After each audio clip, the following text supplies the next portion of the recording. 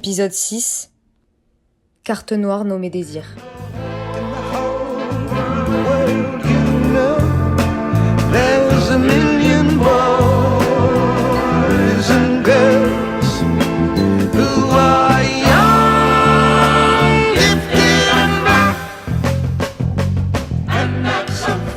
Renverser le pouvoir, prendre le pouvoir, avoir du pouvoir.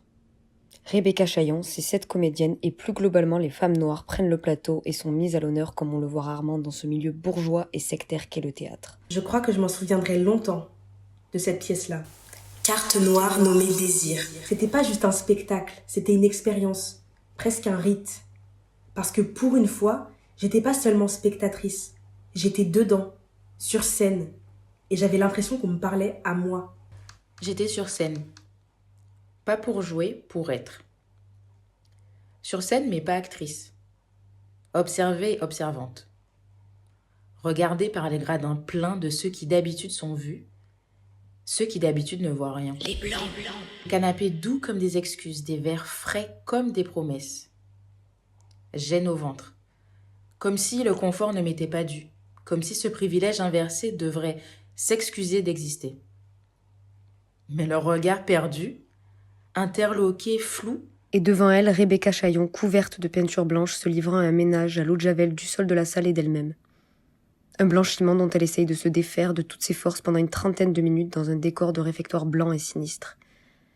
Une image que l'on a l'habitude de fuir par culpabilité ou par conformisme, aussi longtemps exposée à nos yeux fragiles de personnes privilégiées, reflète tout simplement notre complicité, notre silence coupable et notre ignorance volontaire. Putain, en plus ça pue la javel. Attends, mais ça va durer combien de temps ? Ah non, mais... Ah ouais. Bah, regarde, il y a déjà des gens qui sont barrés. Certaines personnes, du public blanc, quitteront la salle avant même que la première parole soit prise. Putain, mais c'est long en plus. Oh, merde. Oh là là, mais c'est impudique. Oh, putain, mais elle va vraiment Alors faire oui, ça. peut-être que là Et on ça, change c'est de du camp, théâtre. mais... Sans jamais changer de peau. Il y avait des moments où ça faisait mal, où j'avais envie de détourner les yeux. Parce que certaines choses, tu les enterres pour survivre. Et là, d'un coup, elles reviennent. Et bizarrement, ça libère. Ça fait mal, mais ça libère. Moi, je me tortillais. Je me demandais, ai-je volé cette place ? Et là, doucement, je me suis redressée dans ce fauteuil d'honneur.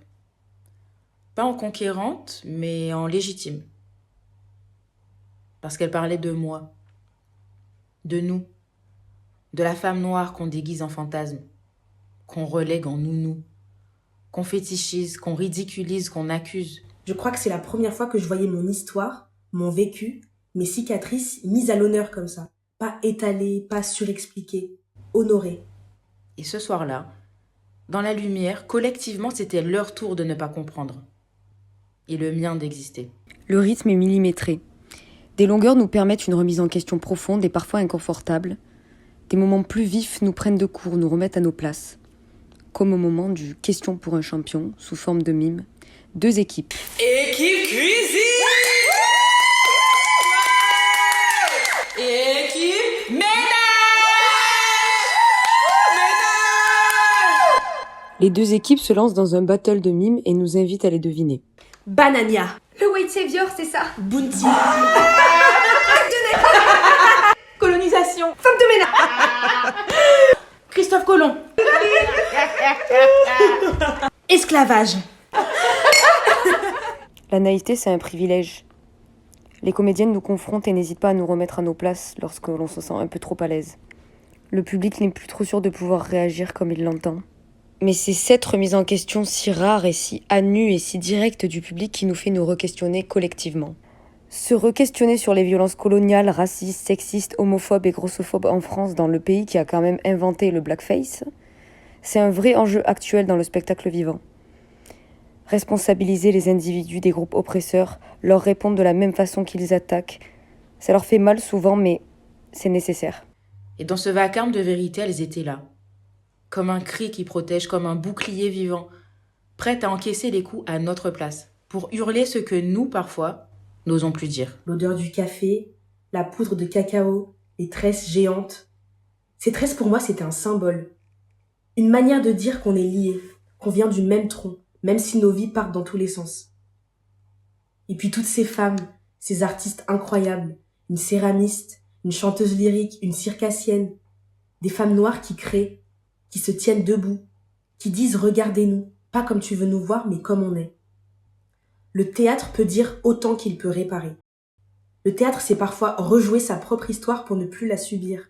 Ce spectacle, c'était une rencontre nécessaire, presque fondatrice, qui m'a nourrie comme comédienne, mais aussi comme femme, comme être humain. Et je crois que c'est ça, la puissance de cette pièce. Rebecca Chaillon, elle prend un slogan publicitaire et elle en fait une arme poétique. Elle dynamite les fantasmes, les clichés, tout ce qui a voulu nous enfermer. Sur scène, elles sont 8 femmes afrodescendantes. Et ensemble, elles voyagent, elles se transforment. Elles cherchent leur afro-futur. Elles parlent d'hypersexualisation, de respectabilité, de transmission, de désir. Pas le désir fabriqué par les autres, le leur, celui qu'on leur a volé et qu'elles reprennent fièrement. Et moi, dans la salle, ou plutôt sur la scène, j'ai eu l'impression d'assister à quelque chose de rare. Quelque chose qui te quitte pas quand les lumières se rallument. Quelque chose qui t'habite.